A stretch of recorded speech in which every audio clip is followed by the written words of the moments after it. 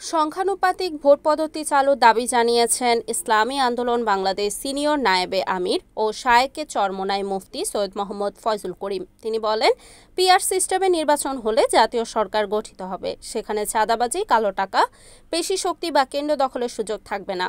আজ শুক্রবার বিকেলে খুলনা নিউ মার্কেট চত্বরে এক সমাবেশে প্রধান অতিথির বক্তব্যে ফয়জুল করিম বলেন, বাংলাদেশের মানুষ চাঁদাবাজ, গুন্ডা, দুর্নীতিবাজদের ভোট দেবে না। জনগণ যার কাছে জানমালের নিরাপত্তা দেখবে তাকেই ভোট দেবে। তিনি আরো বলেন, ভোট পরিবর্তনশীল, কারো জন্মগত ভোট নেই। প্রতীক প্রসঙ্গে তিনি বলেন, হাত পাখা এমন প্রতীক যা সবাই ব্যবহার করতে পারে। হাত পাখার বিজয় মানেই জনগণের বিজয়, শান্তির বাংলাদেশ। সমাবেশ শেষে একটি বিক্ষোভ মিছিল বের করা হয়। এতে দলের কেন্দ্রীয় ও স্থানীয় নেতারা উপস্থিত ছিলেন। এই সামাজিক ন্যায় বিচার প্রতিষ্ঠিত করতে হবে।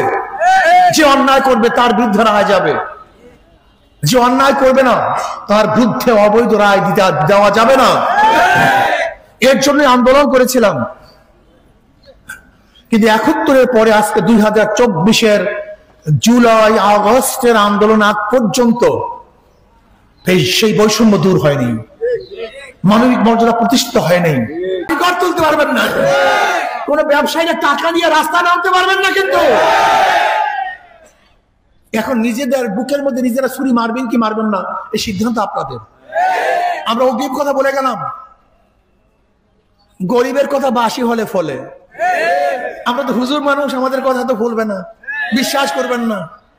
আমি অনেক আগেই বলেছিলাম, যারা টক শো করেন, আপনারা ভেবেছেন বিগত দিনের রেজাল্ট দেখে আমাকে এক সাংবাদিক প্রশ্ন করছে, বিএনপির এত ভোট এত ভোট এত ভোট। আমি তো বিএনপি তোর ভোট নেই।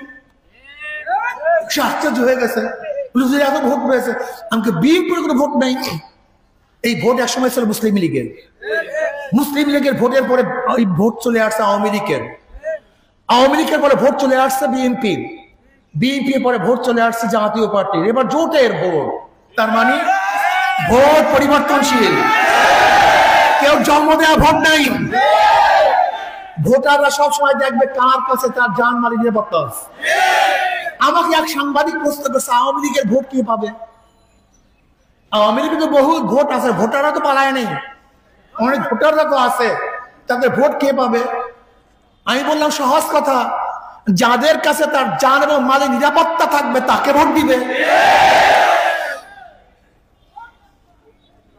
একজন ব্যক্তি কেন ভোট দেয়? আমি ভোট কাকে দেব?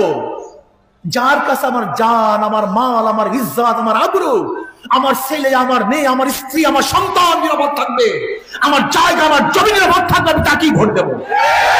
অন্য কাউকে ভোট দিতে পারে না। ইসলামী আন্দোলন বাংলাদেশ বিশ্বাস করে আগামী দিন ইনশাআল্লাহ তোমরা যে অঙ্ক করছো আগের হিসাব। Report Mamun Hasan, NN TV, Khulna.